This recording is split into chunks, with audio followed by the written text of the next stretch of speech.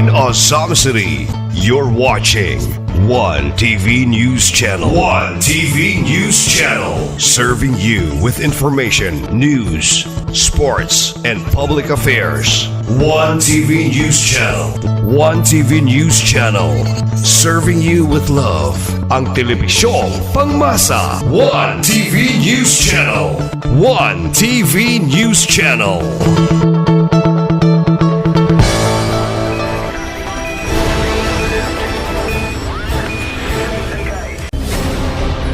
One TV special report. We have a complete attendance, Madam Presiding Officer. Having complete attendance, the Chair declares a quorum. Once again, good morning. May I request the Majority Floor Leader, Honorable Marcian Tapayan, please, for the agenda for today. Yes, Honorable Chair, good morning. Good morning, everyone. Under item number 4, People's Hour, we have guests and visitors today from the Philippine Science High School. Honorable Chair, I may request our Secretary to acknowledge our visitors. Honorable Chair. Yes, Madam Chair, this morning we have the following visitors from the Philippine National Science High School: Mr. Ian Chris Kadili, Miss Chuchi Garganira, and Miss Raquel Makamay. Honorable Chair, I move to suspend the rules to allow our visitors to speak before us. I ask the staff of City Council to provide the visitors table and microphone so that they could speak before us on their concerns, Honorable Chair. Rule suspended. May I request our honorable visitors to please come forward. Maayong buntag sa tanan, especially to the honorable members of the Sangguniang Panlungsod of Osama City, headed by Honorable Baby Neri. I met the Vice Mayor when we were attending the Philippine Innovation Awards in Aya Hotel here in Osama City. And nagkasabay ni sa pagsaka padulong dito sa venue, and she was so gracious and accommodating. That's why nakikistorya gyud pud ko niya ug ako siyang giato dito sa lingkuranan niya.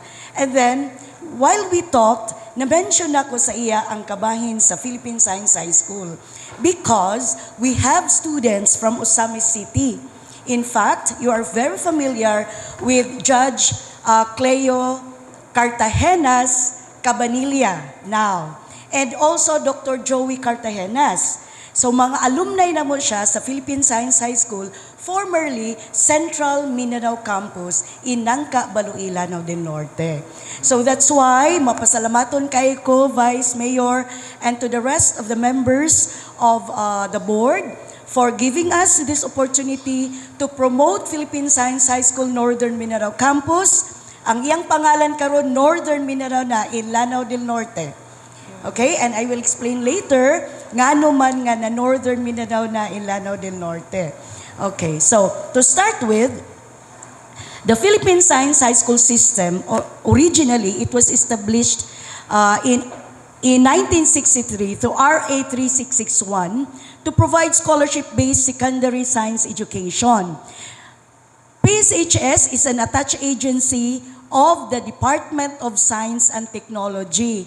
Kay kasagara, manggod, amo gyud gi-emphasize tungod kay kasagara, makaingon ang mga ginikanan ug ang mga katawhan nga ang Pisay ba kay under sa Department of Education? So ang tubag is under siya sa Department of Science and Technology, and our secretary as of the present is Secretary Renato U. Solidum Jr. We are also governed by the Board of Trustees. As mentioned, Secretary Solidum, as the U.S. Secretary, is the chairperson of the Board of Trustees of PSHS, and the vice chairperson is the DepEd Secretary, and the rest of the members of the BOT or the Board of Trustees of PSHS are coming from the different sectors all throughout the country. We are also headed by our executive director. Currently, we have Dr. Ronally Ortesa. She hails from Ilocos region. The first campus established for PSHS is in Diliman, Quezon City, and that is what we call as the main campus. And through RA 8496 in 1998, the PSI was harmonized. Ang tawag ay PSI, so na-harmonize siya by having Diliman, now the main campus, and the Eastern Visayas campus in Tacloban, and the establishment as well of the Western Visayas campus in Iloilo, and the Southern Mindanao campus in Davao. Through RA 9036, in 2001, another PSI campus, one PSI campus in every region was established. And by 2016, there are already 16 campuses all throughout the country. And one of those campuses is in Dipolog City. We call it PSHS PSHS Zamboanga Peninsula Region Campus in Dipolog City. And our campus, PSHS Northern Mindanao Campus in Lanao del Norte, and another Mindanao campus in Davao. We call it Davao Region Campus in Davao City, and also in Caraga Region in Butuan City, and another one from Mindanao is PSHS Soc-Sargent Region Campus in Coronadal City. So yun po ang mga campuses sa Mindanao. The PSHS campuses expanded through RA 12310. So it says, RA number 12310 says that in every region, there shall be 2 PSI campuses. Kaya nga nabanggit ko po na baka ang USAMIS ay mag-vie or mag-bid. Kasi within Region 10. Ang scope kasi namin ay region. Hindi pwede na magkaroon ng 2 PSI campuses in a province. So therefore, Lanao del Norte, hindi na pwedeng magkaroon ng another PSI campus, kundi sa ibang province naman. So within Region 10, kahit saang probinsya, may mga requirements lang po tayo. Number 1 is that a donation of 7 hectares lot. Minimum is 5 hectares. Although, kasi ang PSI Northern Mindanao Campus, old campus na ito, because this was established and created in 1998. So matagal na, 28 years na po kami. Kaya, ang aming lote ay 4.9 lang, but that is donated by the LGU of Balui through the then Mayor Ali, and also the community people in Balui. So, kami po ay naghahanap ng mga lugar which will serve as our campus site for PSHS by virtue of a donation. So, baka Vice Mayor, baka maraming lote dito sa Osamis City, pwedeng magkaroon ng PSI. Okay?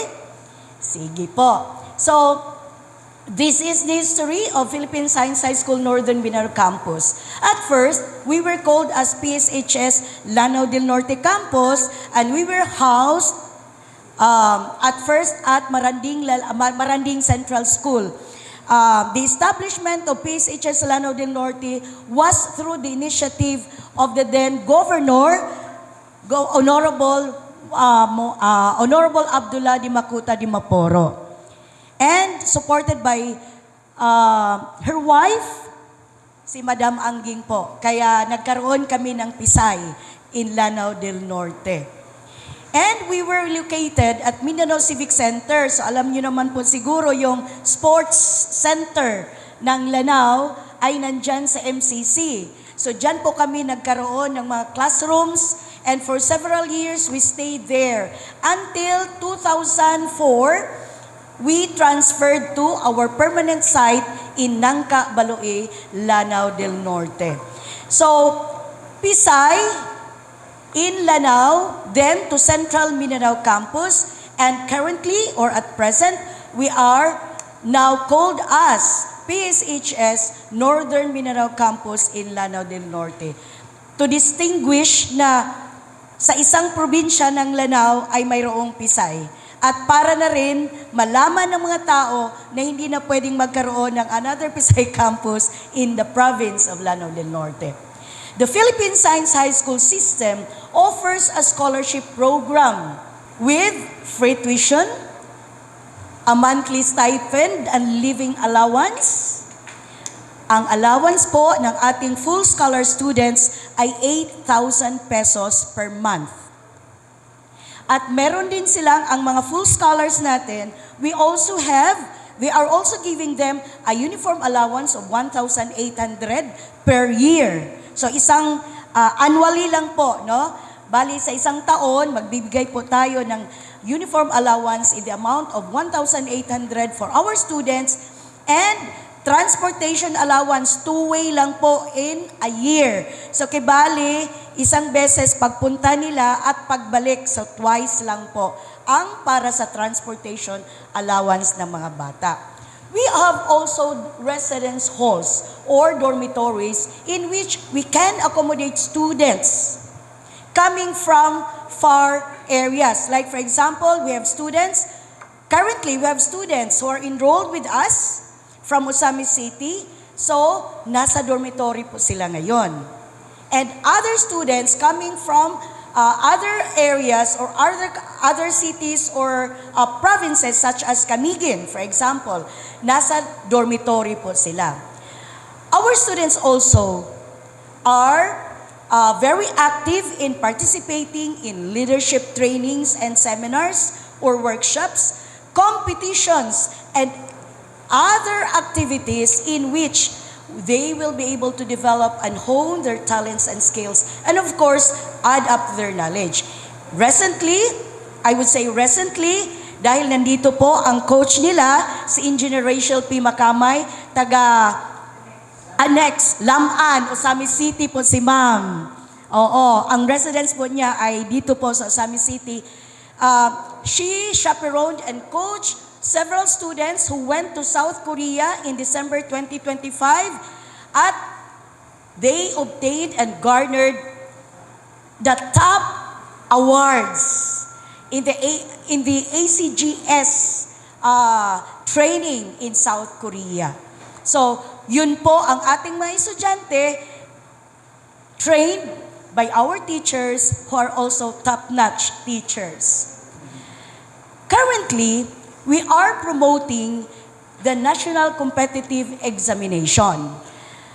The National Competitive Examination is the vehicle or the transportation or the way for our grade 6 students now, if they are qualified based on our criteria, they can apply for the examination to take the exam.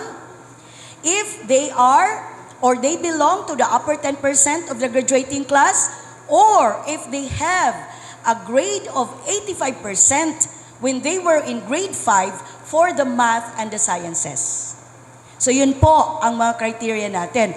And other criteria we have, they should not be more than 15 years old by June 30, 2027. Meaning to say, pag nakapasa sila at mag-enroll sila sa Pisay, ganun po dapat ang edad nila. And the character rating, of course, is very satisfactory, and they have not applied for PSHS examinations previous years, and must be a Filipino citizen with no pending or approved application as immigrant to any foreign country. Kaing mahitabo manggod, pag naana sa Philippine Science, utang nato, nisulod na sila grade 7. Pagka grade 8, maingon naman dayon nga, muundang na sila sa Pisay, kay mo mag-grade sila dito sa Canada or sa US. Ang consequence, bayaran nila ang monetary value of the scholarship. Yes, pabayaron kay istrikto kaayo ang COA, maningil gyud. So mauna nga maningil pud mi kung mo-migrate ang bata. That's why mauna siyang usa sa mga criterion din nga walay pending or approved application as immigrant to another country. And must be in good health. Upon enrollment, mangayo gyud mi og daghan gyud nga mga record sa mga bata. Apil na din ang ilahang mga hospital records or medical records. Nga naman, because we claimed, gi-claim gyud na namo, di gyud na namo i-deny that there is a rigorous training nga agian gyud sa mga bata. Why rigorous? Because our curriculum is also not just an ordinary curriculum. I would like to share that the curriculum of Philippine Science High School is patterned and benchmarked from the different countries all throughout the world. And we call it as based also in the IB program international, meaning International Baccalaureate Program of schools international as well. For example, naatay mga international schools here in Manila, Brent School, other international schools like IS, I think also in Manila, ug uban pa nga mga international schools. Ang ilang curriculum mo na gitawag og gibase pod siya sa international standards. And I am proud to say that Philippine Science High School is one of those schools, high schools, nga ang atong curriculum gibase pod siya sa international standards. That's why our alumni and even our parents would give us feedback, would tell us na, ma'am, sir, salamat kaayo kay nakagraduate akong anak sa Pisay. Nga naman, tuwa na sa UP Diliman. Wala siya nagliso dito. For the first 2 years sa college or university education of the students, sayon ra kay para sa ila. Nga naman, tungod sa curriculum sa Philippine Science High School. Alright? That's why, okay, later on, I will show to you our notable alumni, but at this juncture, let me inform you about our enrollment data. So kung makita ninyo sa Misamis Occidental, I think we only have 5. 4? 5, murag 5 na, Sir Ayan. Okay. Ang duha ana karon currently enrolled in Pisay NMC or Northern Mindanao Campus, taga Usamis. Okay? So muna nga wala jud ko maulaw nga ni-present ko kay Ma'am, Vice Mayor nga, Ma'am, okay gyud kay mi, pwede ba nga mo promote me sa Philippine Science High School Education sa Usamis. So salamat jud kay nag-yes gyud po dayon si Ma'am Neri. Alright, so here, no, nakita nato, natay grade 7 nga female student from Usamis City and also grade 8 student, current, no, nga school year from Usamis City also. So, challenge na para sa ato nga taga Usamis noon, no? Ma'am Rachel, og sa uban dinhi nga taga Usamis. Unta atong padaghanon ng atong scholars from Usamis City. Kay duol ra gyud kaayo ang Nangka Baloi. Mga 1 ra ka oras ang biyahe. Kung adto kag Dipolog, maabot og 2 ka oras. Pero o 2 ka oras kapin. Pero ang diri sa atoa kay naa na may panggilbe. Dito na moagi sumo nang duol na kaayo ang PSHS Nangka Baloi. I would like to share also our teacher's profile. Malipay kaayo kung mo-share sa inyo kay dili gyud may maulaw sa among mga teachers. Usa sa among mga teachers diri karon, our Student Services Division Chief si Sir Ayan Kadili. Graduate ni siya sa iyang masters sa Mindanao State University, Iligan City, no, sa IIT. And we have here Ma'am Rachel Macamay nga mo-present siya sa usa sa among mga programs karon, we call it Spark.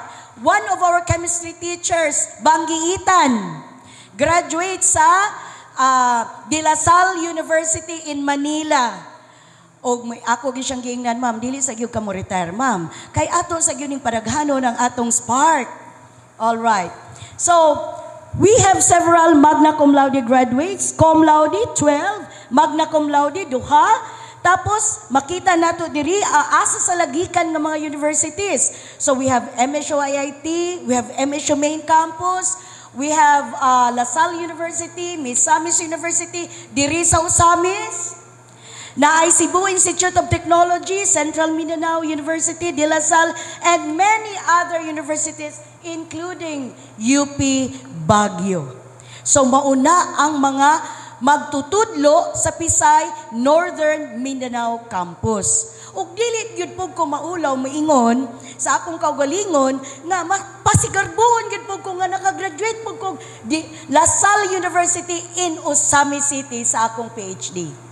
Og mapasalamaton kay ko sa oportunidad tungod kay dako kaayo nga gamit isip administrator sa Philippine Science High School ang akong natun-an sa La Salle University in Osamis. So, diha gyud ko nagbase sa kadaghanan, no?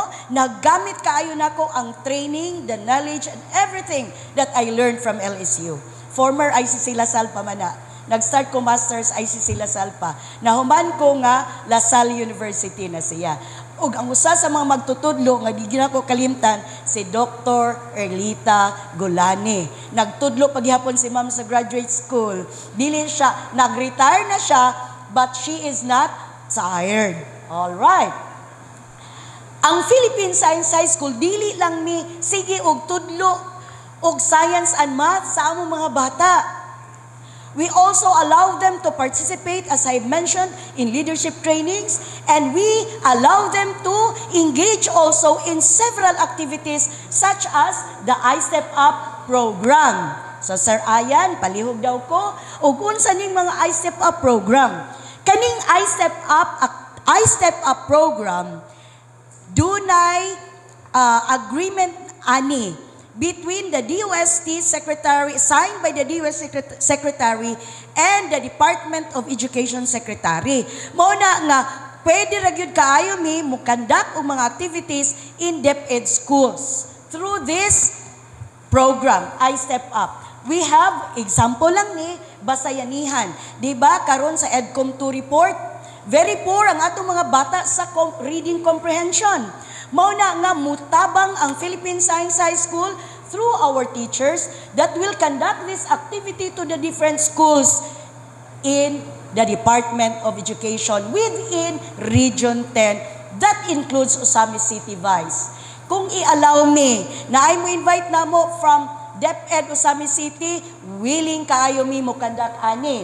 Tulong-dunong program para sa grade 6 pupils. This is an enrichment program. This is back-to-back with Spark. Ang Spark para sa teachers, ang kining sa tulong-dunong enrichment for the grade 6 pupils that will take the National Competitive Examination. Unsa may atong buhaton, we are going to teach them, give them tips on how to take the National Competitive Examination and to pass the said exam. And also, for the teachers, amo silang i-train sa science and mathematics and other sciences, makigkauban minila, aron usab nga ma-improve ang ilahang pagtudlo sa mga bata, aron nga masigurado nato nga mopasar sila sa mga scholarships, appeal ang scholarship nga ila unyang i-take sa Philippine Science High School. We also have science camp. We can invite them to go to our schools to join us in our science camp. That will be done during mga open houses during the month of September. The new lab, UST SEI, naa sila'y new lab, that is a laboratory, bus nga laboratory. Musuroy na siya muani sa tibuok Pilipinas per invitation. Pasyal sa Pisay, mao ni ang akong gingon kaganiha nga mag-open house ang Pisay, and we welcome students to visit together with their teachers to visit Philippine Science High School. So pinaagi siguro sa suporta sa local government unit in Osamis Basin maka-provide og transportation, makaadto ang mga grade 6 pupils together with their teachers didto sa Pisay, Baloi. Aron makabisita sila, makita nila kung unsa ang dagway sa among campus, unsa kanindot ang Philippine Science High School Northern Mindanao Campus. Ug makita sab nila ang atong mga top-notch laboratory na atay gitawag og fabrication laboratory nga pwede sila magama og pareho ingon ani kaning gibutang dinhi sa atubangan. Pwede nato na siya ma-fabricate sa atong Fab Lab laboratory and our maker space. We have complete laboratories also for biology, chemistry, even food science, and others. Physics lab, computer laboratory, 4 ka laboratory with 30 computers per laboratory. So magtagsag yun ang inyong mga anak kung paeskwelahon siya sa Pisay. These are some of the activities participated in by our students. Okay, I would like to mention about Olympiads because in 2025, you have one student. Ang iyang pangalan si Noor. Taga Lanao del Sur siya, pero niskwela siya sa Pisay, Baloi. Nakadaog siya og daghan kay mga international Olympiads. Chemistry, physics, nuclear science. All right? So, tungod kay siya na-train sa atong mga magtutudlo sa Pisay, Northern Mindanao Campus.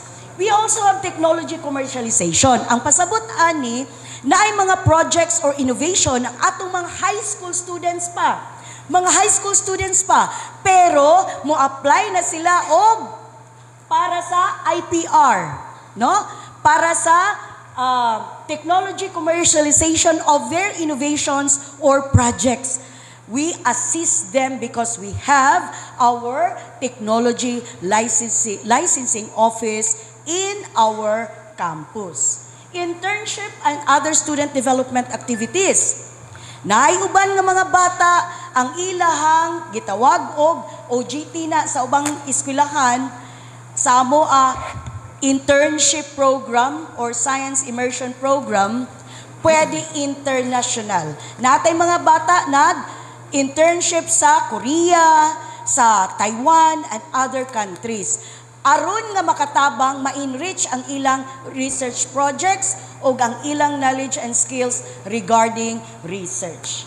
All right, our notable alumni. So nana diri no na-mention naa si Cartagenas Cleo Marjo, batch 2004. He's now a judge.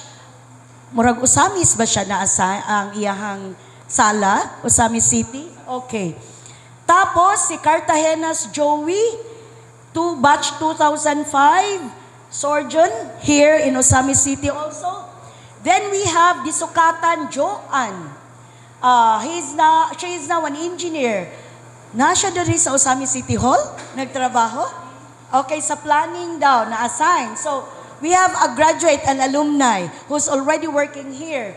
Then we have Manlegro Nadia, batch 2005 also. She hails from Osamis City and she's now a medical officer sa Davao ni siya nga hospital.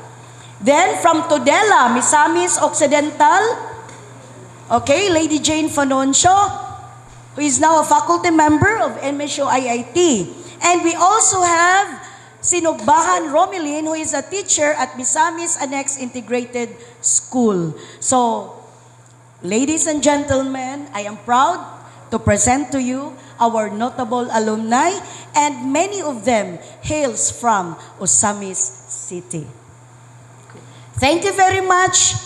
Daghang salamat sa inyong pagpaminaw ug ako mapanghinauton nga unta mahimo nga challenge sa Osamis City nga mudaghan ang mo-apply sa atong National Competitive Examination ug daghan pod ang makapasar ug mopili nga moeskwela dito sa Philippine Science High School Northern Mindanao Campus in Nangka, Baloi, Lanao del Norte. Daghang salamat sa makausapa ug maayong buntag kanatong tanan.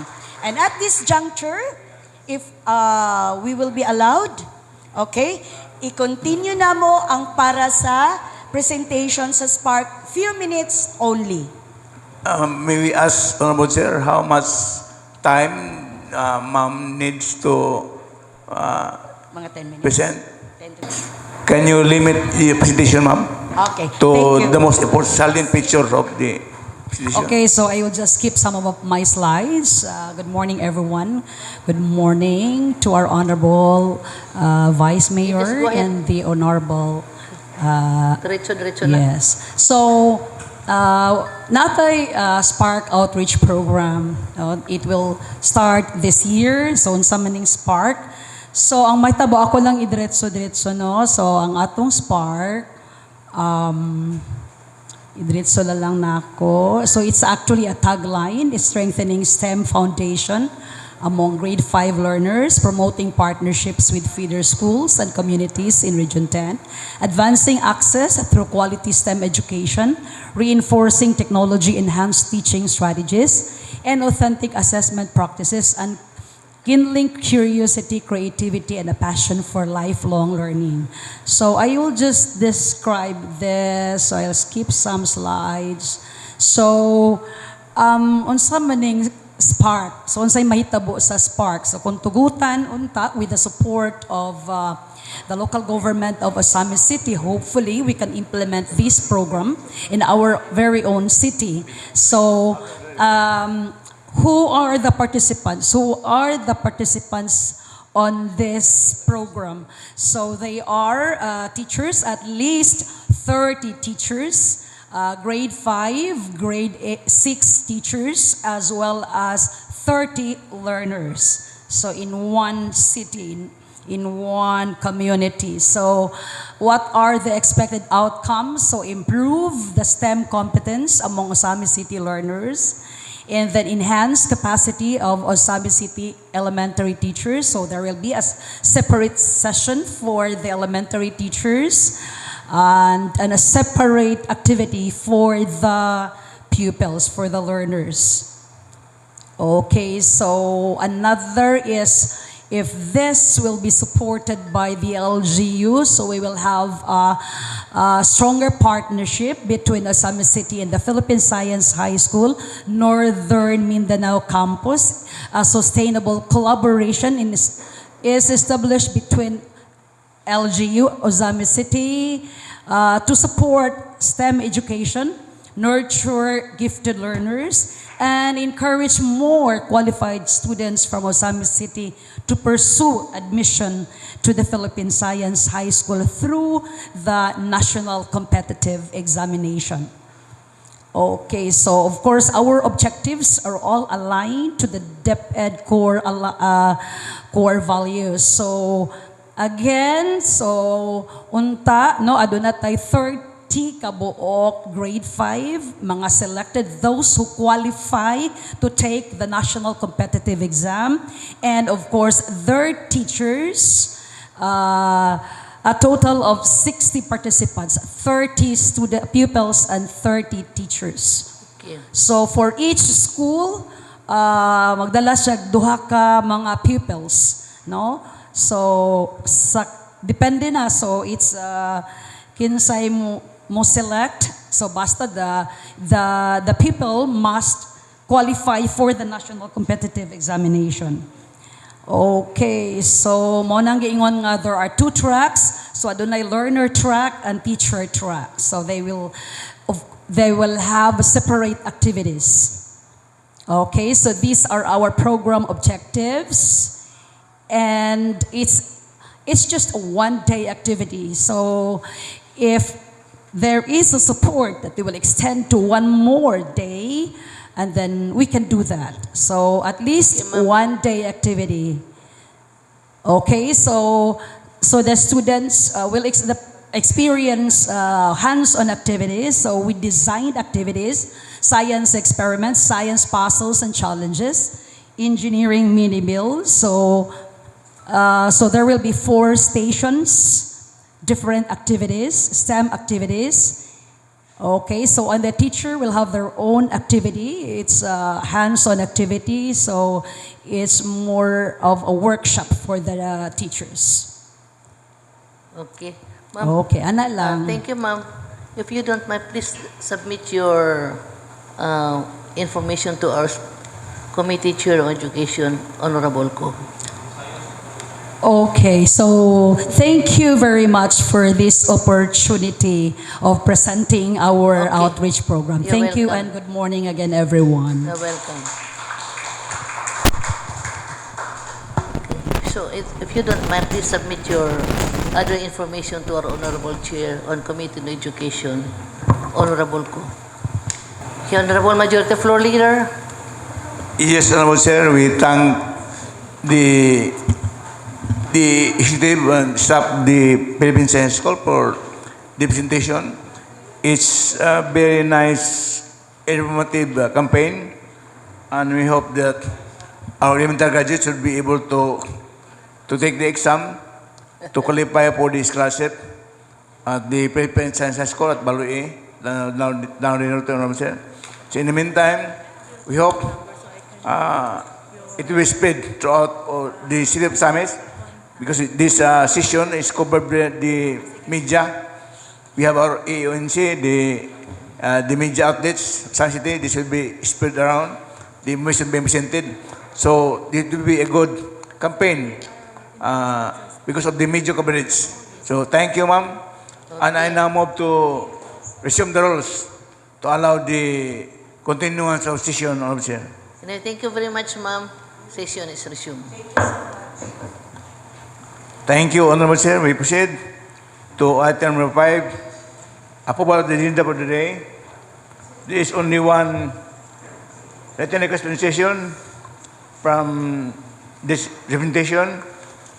Honorable Chair, the resolution reverting the total amount of 3,500,000 for 19 pesos from the funds of unfilled positions from January to July, to reverted to the following accounts: personal services, the monetization 500,000, MOOA, under other professional services, December 26, 280,000, traveling expenses 500,000, training and seminar expenses 100,000, office supplies expense 100,000, fuel on lubricant expenses 100,000, semi-expendable units and pictures 100,000, electoral services 20,000 for 99 pesos, other maintenance and expenses 500,000, and repairs and maintenance, transport equipment, motor vehicle 400,000.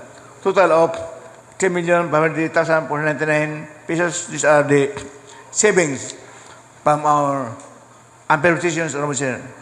So I move that the approval of the agenda today with one session, Honorable Chair, the resolution which I mentioned a while ago. There's a motion. Joint motion.